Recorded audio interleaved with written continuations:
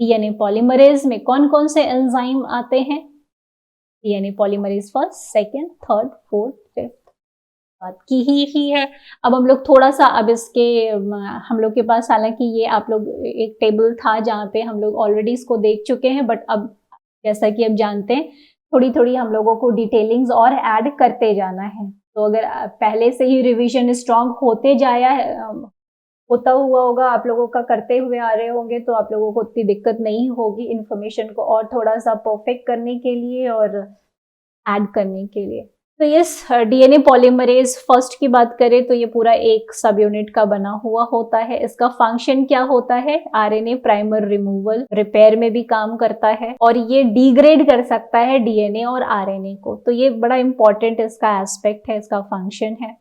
याद रखिए normal replication के लिए, मैंने नॉर्मल क्यों बात की? भाई कोई इमरजेंसी सिचुएशन नहीं है, कुछ ऐसा नहीं हो रहा है। नॉर्मली जो इकोलाई का जीनोम है वो क्या कर रहा है? नॉर्मली रेप्लिकेट कर रहा है। तो आपको ये याद रखना है कि डीएनए पॉलीमरेजेस में हमें ये दोनों, एक और ये दोनों बार बार जिक्र होंगे, DNA polymerase first and third. तो अब इम्पॉर्टेंट आप कह सकते हैं इसको, क्योंकि इम्पॉर्टेंट तो सभी हैं, ठीक है, ऐसा कुछ भी नहीं है जिसपे क्वेश्चन ना पूछा गया हो। तो उस एस्पेक्ट से तो सभी इंपॉर्टेंट है, बट रेप्लिकेशन मशीनरी या रेप्लिकेशन की जब बात हम लोग करेंगे तो बार बार ये फर्स्ट और थर्ड का जिक्र होगा। तो ये थोड़ा सा आपको ध्यान में रखना है कि जब हम लोग रेप्लिकेशन पढ़ेंगे तो बार बार फर्स्ट और थर्ड का जिक्र होगा। तो ये थोड़ा सा इसलिए हमारे लिए और स्पेशल हो जाते हैं ये दोनों पॉलीमरेजेस। रिपीटिंग माय पॉइंट की सभी से क्वेश्चन आ चुके हैं। फिर डीएनए पॉलीमरेज 2 की बात आते हैं। यहाँ पे जो ब्रैकेट में दिया होता है वो क्या है? एक्चुअली जो जीन इनकोड करता है, तो दिस इज डीएनए। तो यहाँ पे सब यूनिट में थोड़ा सा कंफ्यूजन है, कहीं पे 1 सब यूनिट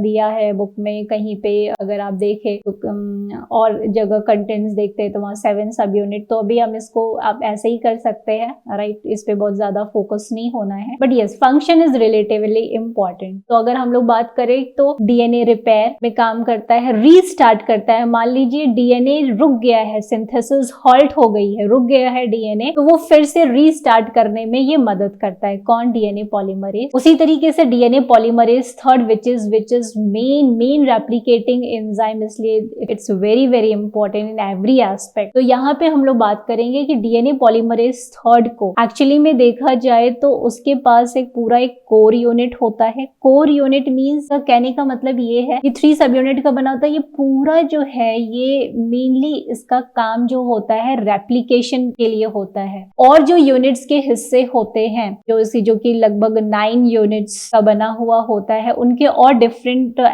फंक्शन होते हैं जो कि एक्चुअली इसको रेप्लिकेट करने के लिए मदद कर रहे हैं। तो जैसे अभी हमने कहा जो कोर पार्ट होता है वो पॉलीमरेज की मतलब डीएनए की सिंथेसिस के लिए, इसको आगे बढ़ाने के लिए 5 to 3 सिंथेसिस के लिए कर रहा है, पार्टिसिपेट कर रहा है, यानी नए न्यूक्लियोटाइड्स को वो ऐड कर रहा है। बट और जो इसके सब यूनिट्स होते हैं डीएनए पॉलीमरेज थर्ड की, वो कोर की मदद करते हैं। ये कह सकते हैं कि ये होलो एंजाइम ये जो यूनिट्स होते हैं ये मदद कर रहे होते हैं कोर को क्या करने के लिए? प्रॉपरली रेप्लिकेट करने के लिए। कैसे मदद कर रहे होते हैं ये हम लोग अभी देखेंगे। तो हम लोग यहाँ पे फंक्शन में इसीलिए क्या लिखा हुआ है कि ये बेसिकली मेन क्रोमोसोम को पूरा रेप्लिकेट करता है, चाहे वो लीडिंग स्ट्रैंड हो चाहे लैगिंग स्ट्रैंड हो। Why we are mentioning here कि चाहे वो लीडिंग या लैगिंग स्ट्रैंड हो, क्योंकि यूकैरियोट के केस में लीडिंग स्ट्रैंड और लैगिंग स्ट्रैंड के लिए अलग अलग पॉलीमरेजेस काम करते हैं। तो इसलिए देखिए अभी ये कंपैरेटिव स्टडी भी जब हम लोग करेंगे तो भी फिर ये चीजें इंपॉर्टेंट हो जाएंगी। उसी तरीके से डीएनए पॉलीमरेज 4 डिन बी, ये ट्रांसलेशन सिंथेसिस के लिए इंपॉर्टेंट होता है। जहां पे भी ट्रांसलेशन या ट्रांस TLS आ गया, LESION का लेसन का मतलब होता है घाव, राइट। तो जहां पे भी कोई ऐसी प्रॉब्लम आ जाती है तो वहां पे डीएनए पॉलीमरेज 4 या 5 एक्टिवेट होते हैं और काम करते हैं। फॉर एग्जाम्पल अचानक कोई बहुत बड़ा डैमेज हो गया, तो डैमेज होने के लिए अब ये होगा कि एटलीस्ट जीनोम को बचाया जाए। पता चला हर चीज को बहुत अच्छे से करने में लग गए तो जीनोम ही नहीं बच रहा है, तो उस कम समय में ज्यादा से ज्यादा जल्दी से जल्दी बस जीनोम बच जाए। ये इसमें मैटर नहीं करता कि कितना करेक्ट न्यूक्लियोटाइड ऐड हुआ है। Why I am mentioning it, क्योंकि डीएनए पॉलीमरेज 4 और 5 में क्या खास चीज होती है कि उनके पास नहीं ही होती एक तरह से क्या नहीं होता है, 3 prime to 5 prime exonuclease activity नहीं होती है, जिसको आप कहते हैं प्रूफ रीडिंग एक्टिविटी। तो बस ये जल्दी से पॉलीमराइज करने के लिए वो रहता है, तो इसलिए चांसेस क्या होता है, इसीलिए क्या कहते हैं इसको कि ये रेप्लिकेशन कर तो देता है पर वो एरर प्रोन होता है, ठीक है, यानी एरर के चांसेस उसमें ज्यादा होंगे। जाहिर सी बात है, प्रूफ रीडिंग कर ही नहीं रहा है, हमने गलत ऐड किया, सही ऐड किया, इसका ध्यान ही वो नहीं रख रहा है, तो ज्यादा चांसेस होंगे कि गलत न्यूक्लियोटाइड्स ऐड हो जाए, ठीक है। तो ये ध्यान में रखना है कि this is basically is required for translation synthesis.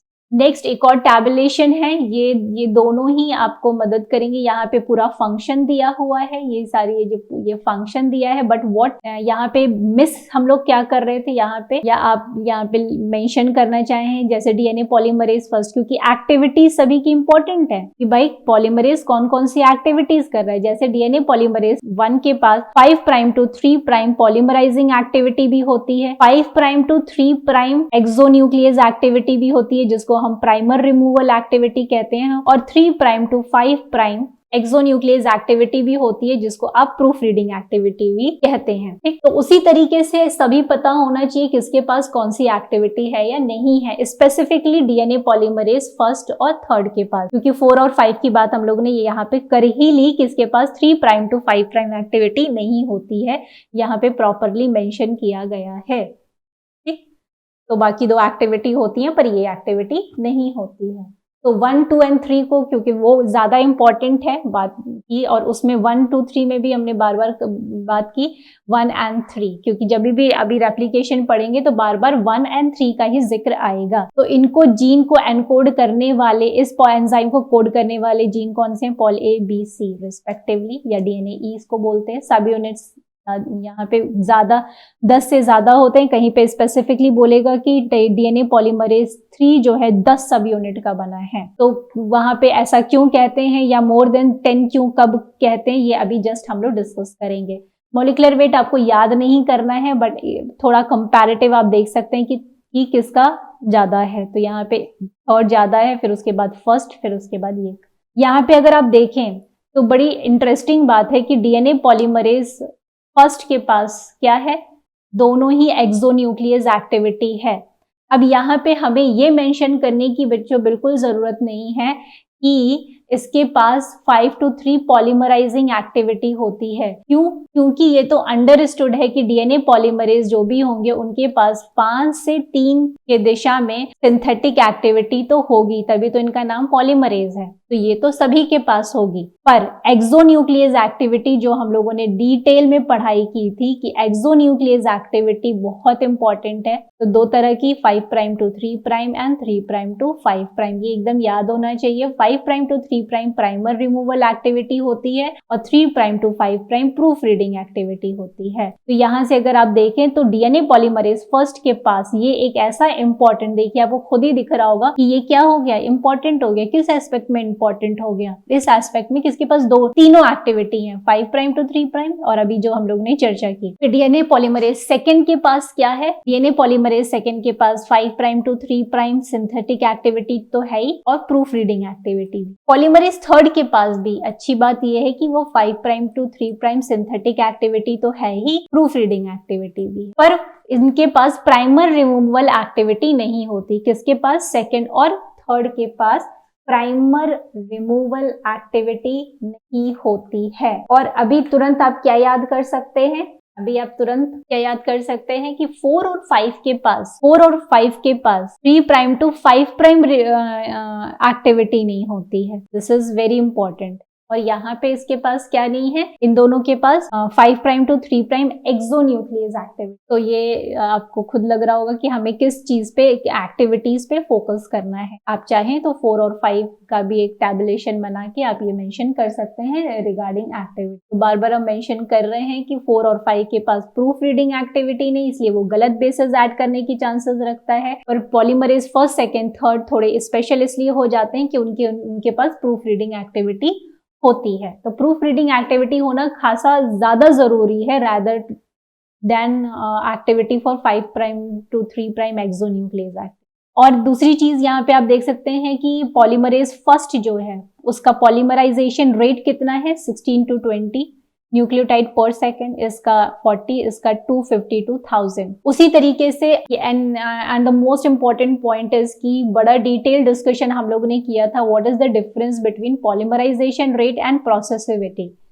ठीक है, कितने समय में कितना न्यूक्लियोटाइड ऐड हो रहा है और ये कितनी देर तक वो अटैच है और न्यूक्लियोटाइड कितने ऐड हो गए, तो दिस इज द डिफरेंस। तो आप इस तरीके से यहाँ प्रोसेसिविटी भी देख सकते हैं। तो अगर हम देखें तो डीएनए पॉलीमरेज थर्ड की पॉलीमराइजेशन रेट और प्रोसेसिविटी दोनों ही क्या है, दोनों ही ज्यादा है सभी एंजाइम से। तो ये बहुत बहुत इंपॉर्टेंट यही से हो गया कि इसके पास एक तो पॉलीमराइजेशन पावर होता है प्लस प्रूफ रीडिंग एक्टिविटी है। तो आप कहेंगे कि ये तो पॉलीमरेज फर्स्ट के पास भी है, पर इसकी पॉलीमराइजेशन रेट और प्रोसेसिविटी रेट जो है बहुत ज्यादा है। इवन इंटरव्यू में भी रैंडम क्वेश्चन ये पूछ लिया जाता है तो कभी कभी आंसर्स बच्चे ये दे देते हैं कि डीएनए पॉलीमरेज फर्स्ट तो एक ही सब यूनिट का है, डीएनए पॉलीमरेज थर्ड तो 10 से ज्यादा या 10 सब यूनिट का बना होता है, इसलिए ये मेन रेप्लिकेटिंग पूरे जीनोम को रेप्लिकेट करने के लिए डीएनए पॉलीमरेज थर्ड रिस्पॉन्सिबल, इसलिए नेचर ने सेलेक्ट किया। बट ये आंसर सही नहीं होता है।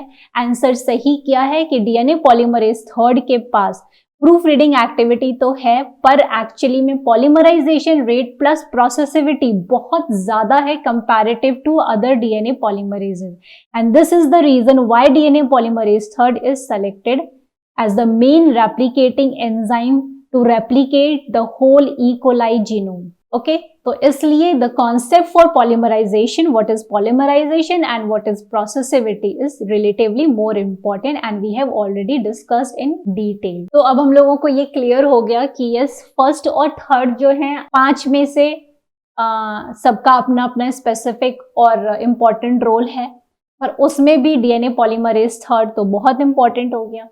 पर डीएनए पॉलीमरेज फर्स्ट भी इंपॉर्टेंट है क्योंकि उसके पास 5 प्राइम टू 3 प्राइम जो एक्सोन्यूक्लियस एक्टिविटी होती है वो बड़ी इंपॉर्टेंट हो जाती है, and DNA polymerase first is also important and is playing a very crucial role in genetic engineering.